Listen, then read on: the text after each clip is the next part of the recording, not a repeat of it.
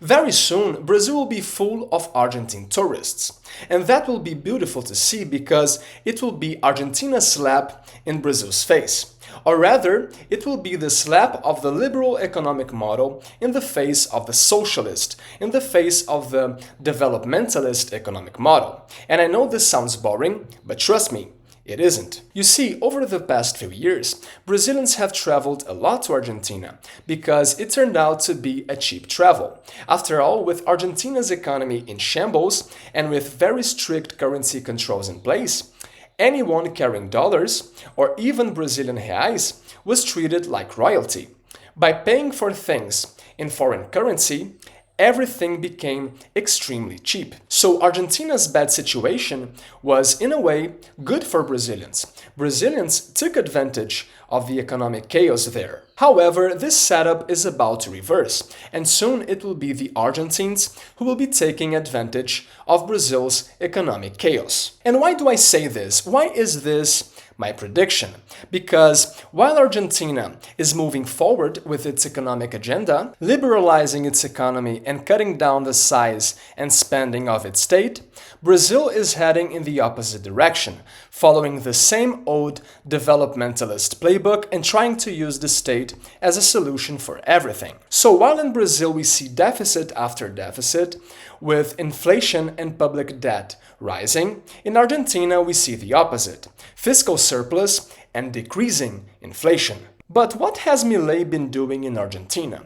Well, Milei has been cutting government spending, generating a surplus, and eliminating the public deficit. Thus, the state no longer needs to print money and inflate its currency to cover its shortfall. And that's why we are seeing inflation in Argentina drop. And as a consequence, reflecting the country's improving fundamentals, Argentina's country risk has also been falling. As I just saw, it recently hit its lowest level since 2019. And on top of that, interest rates are also plummeting.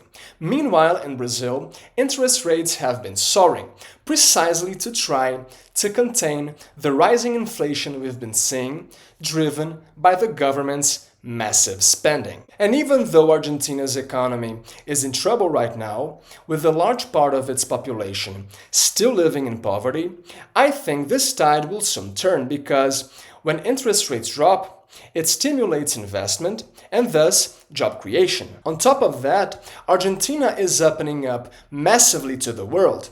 Sooner or later, a wave of foreign investment will start flowing in. In fact, I just saw that Milei is cutting Argentina's import tariffs, which will allow Argentines to import higher quality products, thus boosting productivity. Meanwhile, in Brazil, the government keeps proposing a new tax or more protectionist tariffs every single day, thus making the country less and less competitive. But wait, because there's more. Argentina's knockout blow to Brazil isn't over yet. That's because in the long run, we will likely see a reduction in Argentina's tax burden.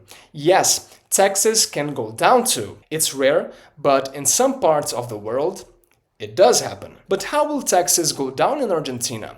Precisely through the growing surplus that Milei is delivering. You see, Milei's plan is to initially use the surplus to pay the debt's interest.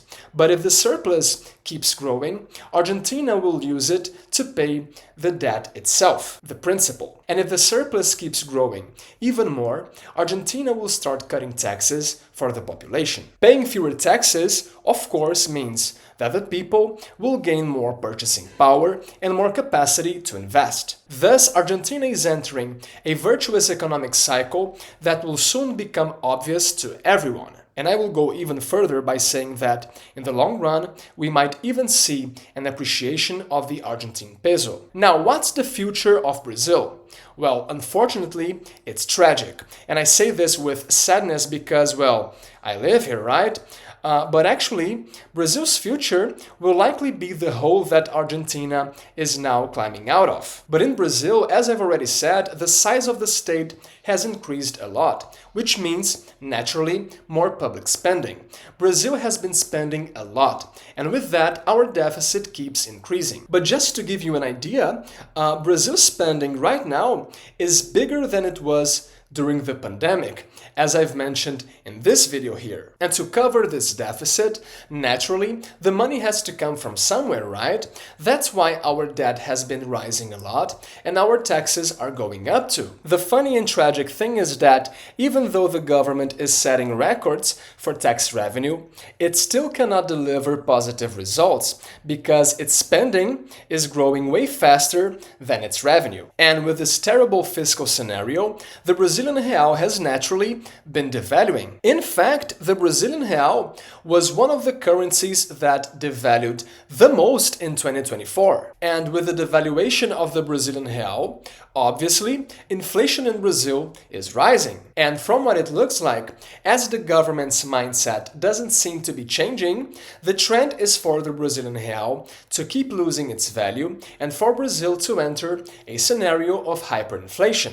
Again, because Brazil is already tired of going through inflation. But just for you guys to have an idea, Brazil has already changed its currency 9 times, okay? Precisely because the government's mindset has always been this, a developmentalist mindset, with the state as the main economic agent. The government here has caused a total loss of the currency 9 times already.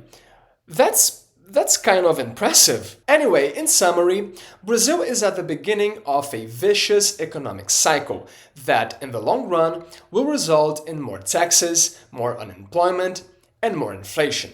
So, while Brazil sinks, Argentina takes off. Anyway, over time, all of this will lead to more Argentine tourists in Brazil. After all, traveling to Brazil will eventually become very cheap for them, just like it once was for us Brazilians to travel to Argentina, as tourists of their economic chaos. Anyway, it will be beautiful to see the Argentines flooding Brazil. It will be the proof that the key to economic success is not in the concentration of power in the hands of the state, but rather in decentralizing power, with the individual at the center of the stage. The rise in Argentine tourists here will be the blatant proof of the success of Milei's reforms. Reforms that here in Brazil we reject and call fascism, preferring to stay stuck in the past. Well, what can I say? Looking forward to it.